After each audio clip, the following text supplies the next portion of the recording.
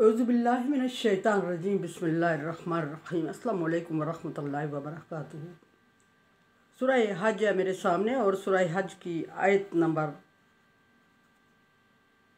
78 है, पारा नंबर 17 है और रुकू नंबर 17 है। आयत नंबर 77 में अल्लाह तबारक व तआला ने ईमान वालों से खिताब फरमाया और खिताब के बाद नमाज का हुक्म दिया। डायरेक्ट नमाज का नहीं बल्कि रुकू और सजदा कह के मुराद नमाज लिया और उसके बाद फरमाया कि इसके अलावा भी बाकी नेकी के काम करते रहो ताकि तुम फलाह पाओ। नफली काम का जिक्र फरमाया जो शायद मैंने पिछली आयत में जिक्र करना वक्त की कमी की वजह से भूल गई थी। उसमें फरमाया फ़ैल खैरात वफ़ल खैरात, अच्छे काम, नेकी के काम, सदक़े के काम, नफली काम करते रहा करो ताकि तुम कामयाब हो जाओ। मतलब ये कि उसका भी तुम्हें अजर दिया जाएगा और तुम्हें अजर दिया जाएगा तो वो तुम्हारे अमाल नामे में पड़ेगा और अमाल नामा भारी हो जाएगा तो तुम कामयाब हो जाओगे। यहाँ आयत नंबर 78 में अल्लाह तबारक व तआला इस्लाम के एक दूसरे रुकन की तरफ इशारा फरमा रहे हैं, बल्कि हुक्म दे रहे हैं। वजाहिदू फ़ी सबिलिल्लाहि हक़्क़ जिहादिही। जाहिदू फ़ी सबिलिल्लाहि हक़्क़ जिहादिही का मतलब ये अल्लाह की राह में जहाद करो उस तरह जिस तरह के जहाद करने का हक़ है। अब वहाँ जहाद तो करो का मतलब समझ आता है, ये बात मैं अर्ज़ पहले भी कर चुकी हूँ, दोबारा कर दूँ। मौजू से रेलिवेंट है कि जहाद और जंग में फ़र्क होता है। जहाद अल्लाह की रज़ा के लिए और अल्लाह की दीन की सरबलंदी के लिए किया जाता है, उसमें मकसद सिर्फ़ अल्लाह की रज़ा होती है। और वहाँ जहाद फ़र्ज़ हो जाता है, एक दफ़ा जहाद फ़र्ज़ आइन है, एक दफ़ा जहाद फ़र्ज़ कफ़ाया है। वहाँ जहाद फ़र्ज़ हो जाता है जहाँ गैर मुस्लिम मुसलमान हुकूमत के मुसलमान आवाम पर जुल्म कर रहे हों तो वहाँ जहाद फ़र्ज़ ऐन हो जाता है। और वहाँ दीन की सरबलंदी के लिए जहाद का हुक्म दिया गया है और जहाद करना हर इंसान पर फ़र्ज़ होता है।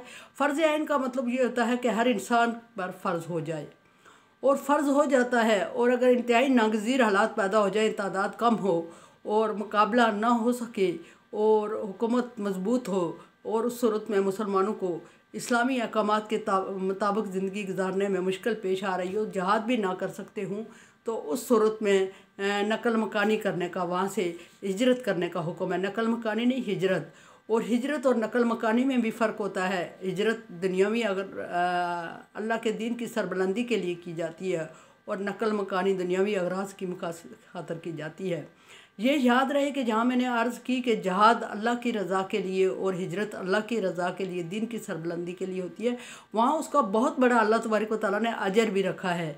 नकल मकानी और जंग में दुनियावी फ़वाइद अल्लाह तबारक व तआला ने ज़रूर रखे हैं, लेकिन अजर का वादा नहीं। यहाँ दूसरी बात चले, हक़ का जहाद ही, उस तरह जहाद करो जिस तरह के जहाद करने का हक़ है। मैंने अर्ज़ की कि जहाद फ़र्ज़ आइन है, जहाद फ़र्ज़ कफ़ाया है। फ़र्ज़ आइन की मैंने बात कर ली कि जब मुसलमान आवाम गैर मुस्लिम हुकूमत के अंडर रह रहे हों और वहाँ उन्हें इस्लाम के मुताबिक ज़िंदगी ना गुजारने दी जा रही हो, उस सूरत में जहाद फ़र्ज़ हो जाता है, फ़र्ज़ आइन हो जाता है। दूसरी सूरत में, उस सूरत में जहाद फ़र्ज़ आइन हो जाता है जब कोई गैर मुस्लिम मुल्क दूसरा मुस्लिम मुल्क पर हमला कर दे, उस वक्त अपनी सरहदों की हिफाजत करना फ़र्ज़ ऐन हो जाता है। और हर एक इंसान को बनफ़्स नफीस जहाद में शामिल होना चाहिए जो उसकी इस्तिताअत रखता है। इस्तिताअत रखने से मुराद बूढ़ा, बच्चा, औरत उसमें शामिल नहीं है। जो लोग जहाद कर सकते हैं उनको जहाद करना चाहिए। फिर कुरान पाक में जहाद की दो किस्में ज़िक्र हुई हैं, जहाद बिन माल और जहाद बिन नफ्स। बनफ़्स नफीस जहाद में शामिल होना जहाद बिन नफ्स कहलाता है। और अगर बनफ़्स नफीस शामिल नहीं हो सकता, किसी दूसरे मुल्क में रह रहा है या कारोबारी उलझन में है या मसाइल में है या किसी ऐसी वजह से बूढ़े माँ बाप हैं या औरतें बच्चे घर में अकेले हैं, उस सूरत में माली तावन करना जहाद बिन माल कहलाता है। लड़ने वालों के लिए माली तावन देना, उनके लिए सवारी का इंतज़ाम करना, असलहा प्रोवाइड करना और खाने पीने की चीज़ें मुहैया करना, वो भी जहाद का हिस्सा है जो उसमें बराबर अजर मिलेगा, जहाद करने वाले के बराबर अजर मिलेगा। लेकिन अल्लाह तबारक व तआला के हाँ उसकी रहमत पे डिपेंड करता है कि वो किसको ज़्यादा अजर से नवाज दे।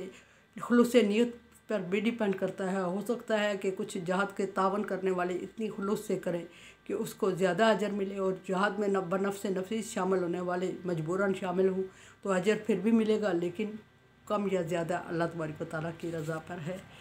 और हक़ का जहाद फ़र्ज़ किफ़ाया कब हो जाता है? जहाद फ़र्ज़ किफ़ाया उस वक्त हो जाता है, फ़र्ज़ किफ़ाया की मैं तारीफ़ कर लूँ कि बस्ती में से, घर में से, महल्ले में से कोई एक भी उसमें शामिल हो जाए तो वो सब की तरफ से अदा हो जाता है।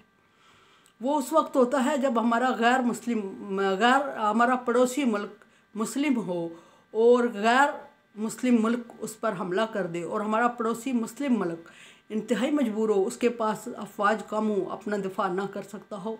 उस सूरत में पड़ोसी मुस्लिम मुल्क पर फ़र्ज़ किफ़ाया आयद हो जाता है कि वो अपने मुस्लिम मुल्क की, हमसाया मुस्लिम मुल्क की मदद करे। लेकिन उसमें बहुत बारीक पेचीदगियाँ हैं। पेचीदगी ये हैं कि अगर गैर मुस्लिम मुल्क ने हमारे पड़ोसी मुस्लिम मुल्क पर हमला कर दिया है और हमारा पड़ोसी मुस्लिम मुल्क मज़लूम है, हम उसकी मदद भी करना चाहते हैं, लेकिन सवाल यहाँ ये पैदा होता है कि हमारा उस गैर मुस्लिम मुल्क से एग्रीमेंट हो चुका है और उसके हम एग्रीमेंट की मुद्दत चल रही है, और एग्रीमेंट ये है कि हम 10 साल तक, 5 साल तक, 3 साल तक जहाँ आपसे जंग नहीं करें, आपस में हमारी जंग नहीं होगी।